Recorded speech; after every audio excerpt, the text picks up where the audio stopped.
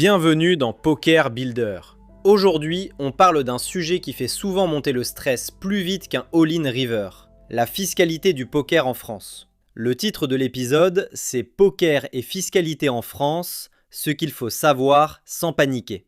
Avant de commencer, point très important, cet épisode est purement informatif. Il n'a pas vocation à remplacer l'avis d'un avocat, d'un expert comptable ou d'un conseiller fiscal. Les règles peuvent évoluer et chaque situation personnelle est différente. L'objectif, c'est de te donner des repères simples pour éviter deux erreurs classiques. Ignorer totalement le sujet ou paniquer en croyant que tout euro gagné au poker est forcément imposable. On suit un plan clair en 4 parties. Partie 1, le principe général. En France, le principe souvent retenu, c'est que les gains de poker d'un joueur occasionnel ne sont, en règle générale, pas imposables. Occasionnel, ici, ça veut dire tu joues de temps en temps, pour le loisir, sans organisation professionnelle, et le poker n'est pas une source de revenus stable. Dans l'esprit, c'est comparable à des gains issus d'un divertissement, pas à un salaire. Attention, ça ne veut pas dire qu'il n'y a jamais de cas particulier, ni que l'administration ne peut jamais poser de questions. Mais ça veut dire qu'il existe une vraie différence entre jouer pour le plaisir avec des gains ponctuels et exercer une activité structurée qui génère des revenus. Le problème, c'est que beaucoup de joueurs n'ont que 2 positions. Première position, je n'ai rien à déclarer, donc je n'y pense pas. Deuxième position, je vais gagner un tournoi, le fisc va tout prendre. La réalité est plus nuancée et on la comprend mieux avec la partie 2. Partie 2, joueur professionnel versus joueur occasionnel. Ce qui change tout, ce n'est pas juste le fait de gagner, c'est la manière dont ton activité de poker ressemble ou non à une activité professionnelle. L'administration fiscale, quand elle cherche à qualifier un joueur, regarde généralement un faisceau d'indices. Il n'y a pas un bouton pro ou pas pro. C'est un ensemble d'éléments. Parmi les critères souvent évoqués, on retrouve 1. La régularité. Est-ce que tu joues souvent ? Chaque semaine, chaque mois, de manière constante ? Est-ce que c'est intégré à ton rythme de vie comme une activité planifiée ? 2. L'importance des revenus. Est-ce que tes gains représentent une somme significative ? Est-ce que ça commence à ressembler à un revenu et pas à un bonus occasionnel ? 3. La proportion dans ton budget. Autrement dit, est-ce que le poker devient une part importante de tes ressources ? Si tes gains servent à payer ton loyer, tes charges, ton quotidien, ça peut orienter la qualification. 4. L'organisation et l'approche. Sans entrer dans des détails juridiques, si tu as une approche très structurée, répétée, avec une logique de métier, volume élevé, sélection de parties, recherche systématique de profit, ça ressemble davantage à une activité professionnelle. Et ce point est important. Être bon au poker n'est pas le sujet. Tu peux être gagnant de façon ponctuelle sans être pro. Et à l'inverse, jouer énormément et sérieusement peut, selon les cas, faire basculer vers une activité assimilable à un revenu régulier. L'idée à retenir, la frontière dépend moins d'un gros résultat isolé que de la régularité et de la place que le poker prend dans ta vie financière. Partie 3. Obligations et quand il faut se poser la question de déclarer. Si tes gains de poker constituent une source de revenus régulière et significative, là, il devient prudent et parfois nécessaire de se poser la question de la déclaration. Je reste volontairement dans le pédagogique. Je ne te donne pas une recette de déclaration prête à l'emploi, parce que ce serait justement sortir du cadre informatif. Ce que tu dois retenir, c'est le raisonnement. Pose-toi ces questions simples. Est-ce que je retire régulièrement de l'argent du poker pour vivre ? Est-ce que mes gains sont fréquents et non pas exceptionnels ? Est-ce que le poker devient une partie centrale de mes revenus annuels ?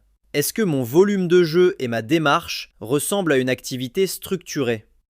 Si tu réponds oui à plusieurs de ces questions, le bon réflexe n'est pas de paniquer.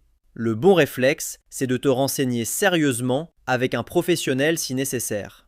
A l'inverse, si tu joues occasionnellement, que tes résultats sont irréguliers et que le poker reste un loisir, il est courant de considérer que ces gains ne sont pas imposables. Maintenant, parlons des pièges. Piège numéro 1, ignorer totalement la question. Beaucoup de joueurs ne gardent aucune trace, ne suivent pas leurs résultats, et le jour où ils ont un gros score ou un volume important, ils n'ont rien pour expliquer leur situation. Même sans être en tort, c'est le meilleur moyen de se retrouver mal à l'aise. Piège numéro 2, Paniquer et croire que tout gain est imposable. Non, le cadre français distingue généralement l'occasionnel du professionnel. Tu n'as pas à te flageller parce que tu as fait une belle perf une fois. Piège numéro 3, ne pas tenir de record. C'est le point le plus simple à corriger et c'est justement la transition vers la partie 4. Partie 4, conseils pratiques. Premier conseil, tiens un historique de tes résultats. Pas besoin d'un logiciel compliqué. L'important, c'est la régularité du suivi. Un simple tableur suffit. Deuxième conseil, si tes gains deviennent importants, consulte un comptable. Un bon professionnel t'aidera à qualifier ta situation, à comprendre tes obligations et à éviter les erreurs. Là encore, ce n'est pas un aveu de culpabilité, c'est juste de la gestion saine. Troisième conseil, garde ton sang-froid. La fiscalité, c'est souvent un sujet anxiogène parce qu'on mélange des rumeurs, des cas extrêmes et des approximations. Ton objectif, c'est d'avoir une vue claire de ta situation, pas d'imaginer le pire. Mini-exercice de la semaine. À partir d'aujourd'hui, commence à noter tes résultats mensuels dans un tableur simple. 3 colonnes suffisent pour démarrer. La date, le format, cash game, tournoi, sit and go ou autre, le résultat, gain ou perte, et le montant. Si tu veux ajouter une 4e colonne, note le site ou la room ou bien le nombre de tournois joués. Mais le minimum, c'est déjà très bien. En faisant ça, tu te donnes 2 avantages énormes.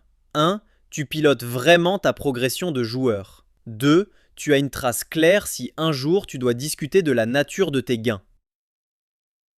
Avant de conclure, une petite ressource utile. Si tu veux progresser au poker de façon structurée, que ce soit sur le jeu, la discipline ou le suivi de tes sessions, va faire un tour sur pokerbuilder.com. Pokerbuilder, c'est une plateforme tout en un pour joueurs de poker. Tu peux y trouver des contenus pédagogiques, des outils et des méthodes pour construire des bases solides, étape par étape.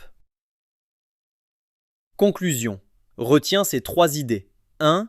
En France, les gains d'un joueur occasionnel sont en principe non imposables. 2. La différence entre occasionnel et professionnel dépend d'un ensemble de critères, notamment la régularité et l'importance des revenus. 3. Si le poker devient une source de revenus régulière et significative, il faut se poser la question de déclarer et l'idéal est de s'appuyer sur un professionnel. Et je le répète une dernière fois, cet épisode est informatif et ne remplace pas un avis juridique ou fiscal professionnel. Merci de m'avoir écouté, on se retrouve dans le prochain épisode de Poker Builder.